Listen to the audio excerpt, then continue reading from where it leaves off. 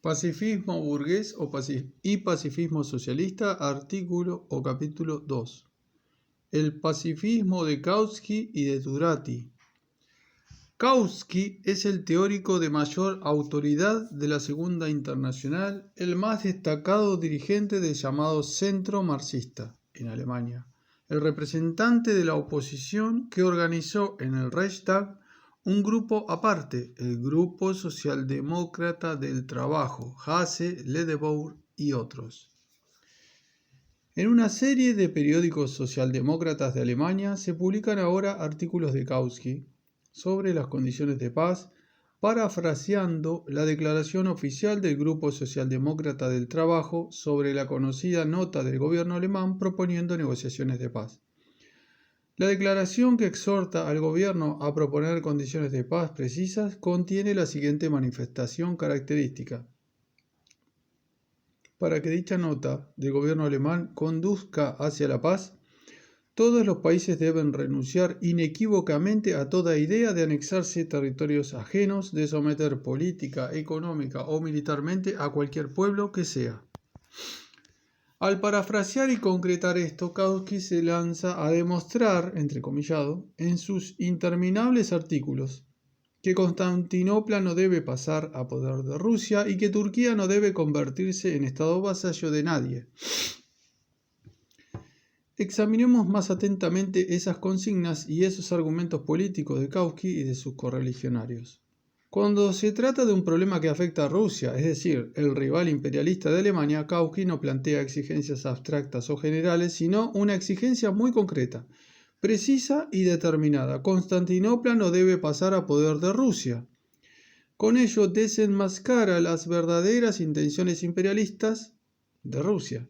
Sin embargo, cuando se trata de un problema que afecta a Alemania, es decir, el país en el cual la mayoría del partido que considera a Kautsky un afiliado y que lo nombró director de su principal órgano teórico, Die Neue Zeit, ayuda a la burguesía y al gobierno a hacer una guerra imperialista, Kautsky no desenmascara las intenciones imperialistas concretas de su propio gobierno, sino que se limita a un deseo o una proposición general. Turquía no debe convertirse en estado vasallo de nadie. ¿En qué se distingue en esencia la política de Kautsky de los militantes, por así decirlo, social-chauvinistas, es decir, socialistas de palabra, pero chauvinistas en los hechos de Francia e Inglaterra? Mientras desenmascaran francamente los actos imperialistas concretos de Alemania, se las componen con deseos o proposiciones generales cuando se trata de países o de pueblos conquistados por Inglaterra y Rusia. Gritan a propósito de la ocupación de Bélgica y Serbia, pero nada dicen sobre la incautación de Galicia, de Armenia y de las colonias africanas. En realidad, tanto la política de Kautsky como la de Sembat y Henderson ayudan a sus respectivos gobiernos imperialistas centrando la atención en la perversidad de su rival y enemigo y arrojando un velo de frases vagas, generales y de deseos sentimentales en torno de la conducta igualmente imperialista de su propia burguesía. Dejaríamos de ser marxistas, dejaríamos de ser socialistas en general si nos limitáramos a una contemplación cristiana, por así decirlo, de la bondad de las bondadosas frases generales y nos abstuviéramos de desenmascarar su significado político real. ¿Acaso no vemos continuamente a la diplomacia de todas las potencias imperialistas hacer alarde de magnánimas frases generales y de declaraciones democráticas a fin de ocultar el saqueo, la violación y el estrangulamiento de las naciones pequeñas? Turquía no debe convertirse en estado vasallo de nadie. Si no digo más que eso, parecería que soy partidario de la total libertad de Turquía, pero en realidad no hago más que repetir una frase que pronuncian habitualmente los diplomáticos alemanes que mienten y engañan deliberadamente y que utilizan esa frase para ocultar el hecho de que Alemania ya ha convertido a Turquía en su vasallo financiero y militar. Y si yo soy un socialista alemán, mis frases generales solo podrán beneficiar a la diplomacia alemana, porque su significado real es que ponen el imperialismo alemán a buen recaudo. Todos los países deben renunciar a toda idea de anexiones, de sometimiento económico de cualquier pueblo que sea. ¡Cuánta generosidad! Miles de veces los imperialistas han pronunciado renunciando a toda idea de anexiones y al estrangulamiento financiero de las naciones débiles. Pero, ¿no convendría comparar esas renuncias con los hechos que demuestran que cualquier gran banco de Alemania, Inglaterra, Francia o Estados Unidos tiene sometidas a naciones pequeñas? ¿Puede acaso un gobierno burgués actual de un país rico renunciar realmente a las anexiones y al sometimiento económico de pueblos extranjeros cuando se han invertido miles y miles de millones en los ferrocarriles y otras empresas de las naciones débiles?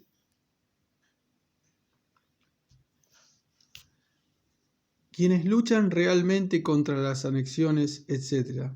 Aquellos que lanzan frases generosas que objetivamente significan lo mismo que el agua bendita cristiana con que se rocía a los ladrones coronados y capitalistas, o aquellos que explican a los obreros que sin derrocar a la burguesía imperialista y a sus gobiernos es imposible poner fin a las anexiones y al estrangulamiento financiero. He aquí un ejemplo italiano del tipo de pacifismo que predica Kautsky. En el órgano central del Partido Socialista Italiano, Avanti, del 25 de diciembre de 1916, el conocido reformista Filippo Turati publicó un artículo titulado Abracadabra. El 22 de noviembre de 1916 dice: el Grupo Socialista presentó en el Parlamento italiano una resolución sobre la paz. Declaró que los principios proclamados por los representantes de Inglaterra y de Alemania eran idénticos y que esos principios deberían constituir la base de una posible paz, e invitaba al gobierno a iniciar negociaciones de paz con la mediación de Estados Unidos y de otros países neutrales. Esta es la versión de Turati de la proposición socialista.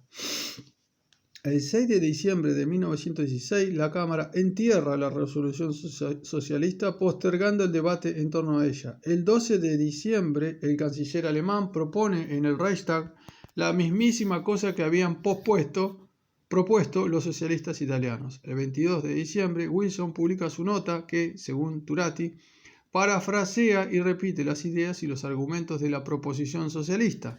El 23 de diciembre, otros estados neutrales salen a la palestra y parafrasean la nota de Wilson. Nos acusan de habernos vendido a Alemania, exclama Turati. ¿Se han vendido también a Alemania Wilson y los países neutrales? El 17 de diciembre, Turati pronunció un discurso en el Parlamento, uno de cuyos pasajes provocó una desacostumbrada y merecida sensación. He aquí ese pasaje de acuerdo a la información de Avanti.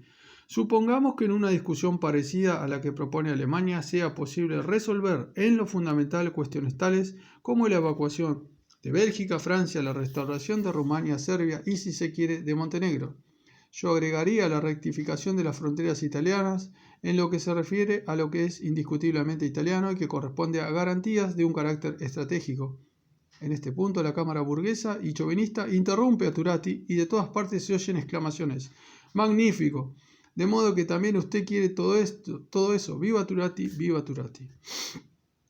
Aparentemente Turati comprendió que algo no estaba bien en ese entusiasmo burgués y trató de corregirse y explicar. Señores, dijo, no es momento para bromas inoportunas. Una cosa es admitir la conveniencia y el derecho de la unidad nacional, que siempre hemos reconocido, pero es algo muy diferente provocar o justificar la guerra por ese motivo.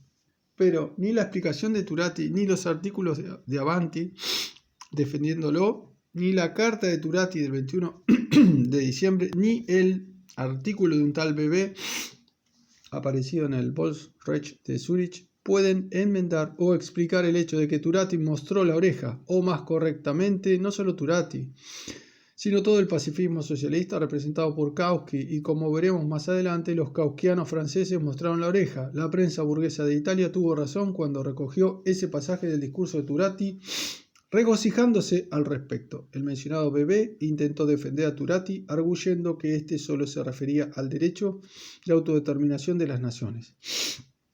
Pobre defensa, ¿qué tiene que ver esto con el derecho de autodeterminación de las naciones, que como todos saben, está contemplado en el programa de los marxistas, ha estado siempre contemplado en el programa de la democracia internacional, en lo que se refiere a la defensa de los pueblos oprimidos. ¿Qué tiene que ver con la guerra imperialista? Es decir, una guerra por el reparto de colonias, una guerra por la opresión de países extranjeros, una guerra entre potencias rapaces y opresoras para decidir cuál de ellos oprimirá más naciones extranjeras. ¿En qué se diferencia este argumento sobre la autodeterminación de las naciones usado para justificar una guerra imperialista, no una guerra nacional, de los discursos de Aleksandr, Hervé y Hinman? Ellos arguyen que la Francia republicana está en contra de la Alemania monárquica, aunque todos saben que esta guerra no se debe al conflicto entre los principios republicanos y monárquicos, sino que es una guerra entre dos coaliciones imperialistas por el reparto de las colonias, etc. Turati explicó y agregó que él no justificaba la guerra. Nos fiaremos de las palabras del reformista y cauquista Turati, quien afirma que no fue su intención justificar la guerra. Pero ¿quién no sabe que en política no son las intenciones lo que cuenta, sino los actos, no las buenas intenciones, sino los hechos, no lo imaginario, sino lo real? Admitamos que Turati no haya querido justificar la guerra, que Kautsky no haya querido justificar que Alemania hiciera de Turquía un país vasallo del imperialismo alemán, pero el hecho sigue siendo que estos dos afables pacifistas justificaron la guerra. Ese es el fondo del asunto.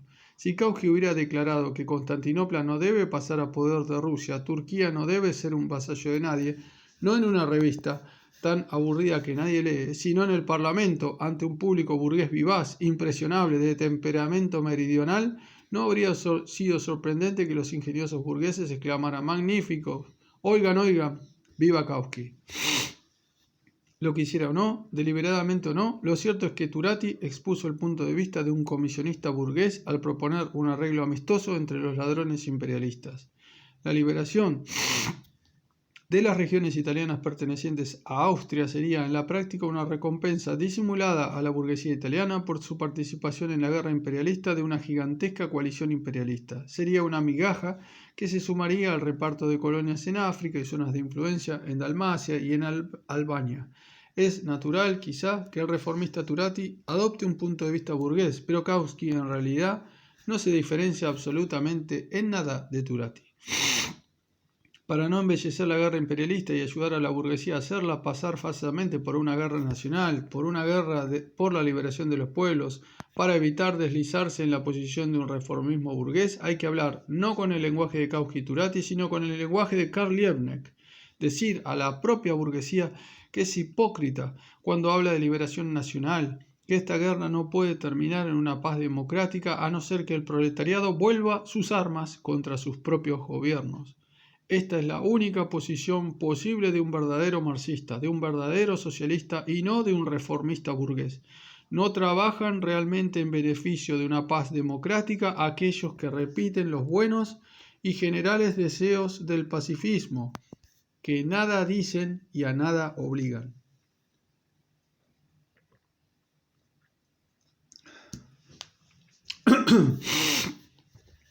Solo trabaja para esa paz quien desenmascara el carácter imperialista de la guerra actual y de la paz imperialista que se está preparando y llama a los pueblos a rebelarse contra los gobiernos criminales. Algunos tratan a veces de defender a Kautsky y a Turati diciendo que legalmente no podían más que aludir a su oposición al gobierno y que los pacifistas de esa clase hacen tales alusiones. A esto hay que contestar, primero, que la imposibilidad de decir legalmente la verdad es un argumento no en favor del ocultamiento de la verdad, sino en favor de la necesidad de crear una organización y una prensa ilegales, libres de la vigilancia policial y de la censura. Segundo, que existen momentos históricos que al socialista se le exige que rompa con toda legalidad. Tercero, que aún en la época de la servidumbre en Rusia, Dobrolyubov y Chernyshevsky se ingeniaban para decir la verdad. Por ejemplo, con su silencio a propósito del manifiesto del 19 de febrero de 1861 y ridiculizando y fustigando a los liberales que pronunciaban discursos idénticos a los de Turati y Kautsky. En el próximo artículo nos ocuparemos del pacifismo francés que halló expresión en las resoluciones aprobadas por los dos congresos de organizaciones obreras y socialistas de Francia recientemente celebrados.